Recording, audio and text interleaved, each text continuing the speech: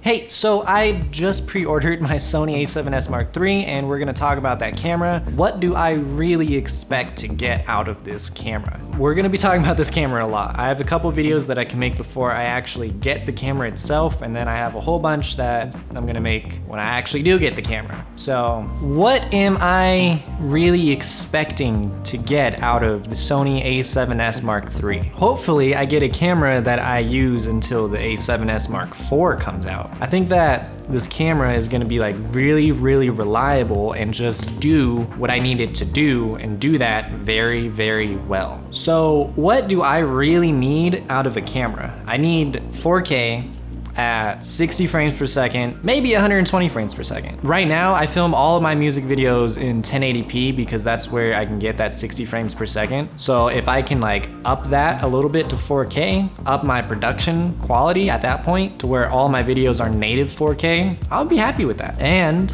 I need something reliable that won't overheat and I can just film as long as possible. You never know, I might be doing something that is not a music video. I might do live performances or these events that I have to film for hours on end, so I might need something that is reliable. And it looks like Sony is my best option for these two things, and that is really the reason why I got the A7S Mark III over the R5. Because with the R5, the only things I would really be using out of the R5 would honestly be the 4K that comes with it. I don't think I would have ever even touched the 8K video. So what am I really expecting out of the A7S Mark III when I get it? I'm expecting really high quality 4K footage at a high frame rate. I'm expecting for it to not overheat, and I'm expecting like just this really great camera in low light. And it seems like that's exactly what I'm gonna get. So going over just a little bit of the specs, just a little bit. The A7S Mark III does 4K at 60 frames per second in full frame,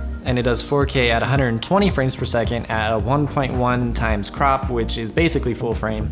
I'm happy about that. It shoots 10-bit 422 at 600 megabits per second in all-eye. So that is crazy. There's a couple things that really determine like your quality of footage. So that's gonna be your bit depth and your bit rate. So if you have a higher bit depth, this means that there's a lot more colors on the spectrum. For example, 8-bit you get 256 colors, with 10-bit you get 1024 colors. So there's just a lot more colors that the camera can see. And then with your bit rate, you get more information. So a 4K video at 600 megabits per second is gonna be a lot better than a 4K video at 100 megabits per second. And what we've been getting so far with all of these Sony cameras, with like literally every Sony camera, A6400, A6600, A7S Mark III, A7R Mark IV, you're getting 100 megabit per second 4K video. So this is gonna be 6 times that. The 4K out of this camera should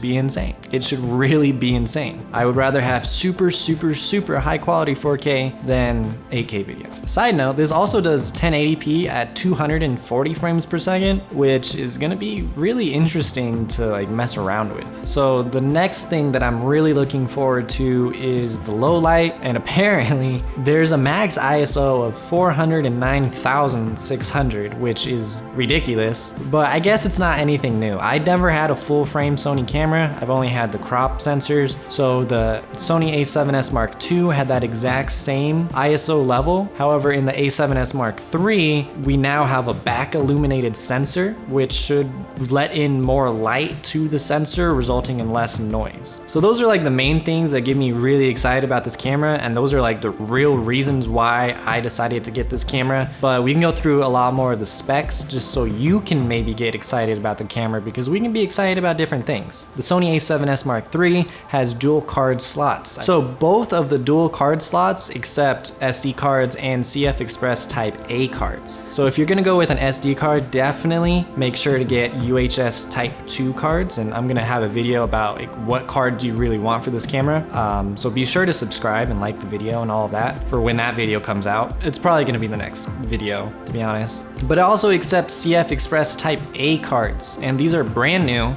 They're not the same cards that are gonna be in the R5. Those are type B, I'm pretty sure. These ones are type A, and the only manufacturer of these cards at the moment is Sony. But why would you even want these cards? Well, in the future, CF Express type A cards are gonna have a lot higher capacity than SD cards, and they're also gonna be way faster. At the moment, UHS type 2 SD cards only go up to a capacity of 256 gigabytes, but right now we can see that CF Express type B cards can go up to a capacity of 2 terabytes. The type A cards are not gonna be that high of a capacity right at launch, but we can definitely see that moving forward. And they're super fast. The CF Express type A cards that Sony is releasing with the camera have a write speed of 700 megabytes per second, which just destroys the UHS 2 cards. Like, they don't even come close. With the A7S Mark III and its dual card slots, you can either record redundant or in relay. You can even mix and match if you want to use one CF Express card and one SD card. Or you can use 2 SD cards or 2 CF Express type A cards. But if you are doing this, then the camera will default to the slower card speed. The Sony A7S Mark III is actually going to be a lot better with rolling shutter. Sony claims that the rolling shutter is actually non-existent with this camera, or very close to it. There should be practically no rolling shutter with this camera,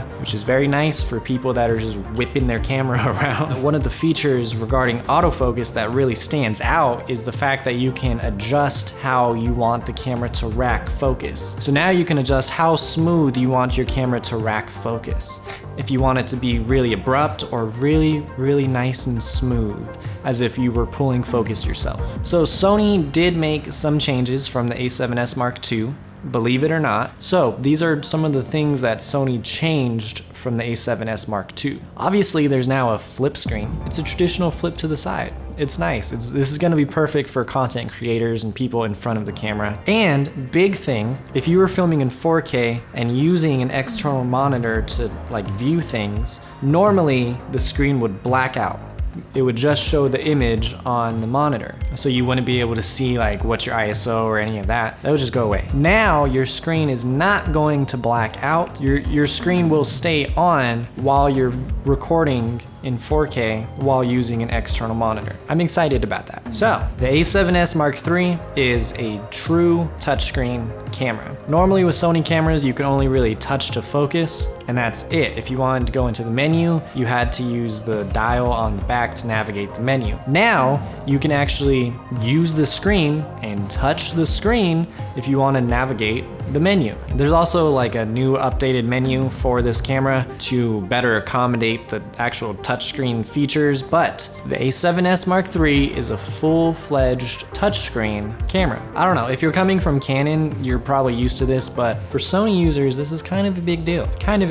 You're also going to have better color science with the A7S Mark III. It uses the same color science as its cinema cameras like the FX9, so we should be seeing a lot better color science, less green, stuff like that. And finally, off of one battery, we should get an hour and a half of battery life out of this camera. So hopefully that's true, because I will take that. That would be very nice. So that was pretty much all of the specs of the Sony A7S Mark III and kind of the stuff that I'm excited about. If you're excited about the camera, be sure to subscribe, because I'm going to be talking about it a lot. I'm getting the camera, I'm going to be talking about it a lot. If you just want to subscribe just because you like me, go ahead and do that too.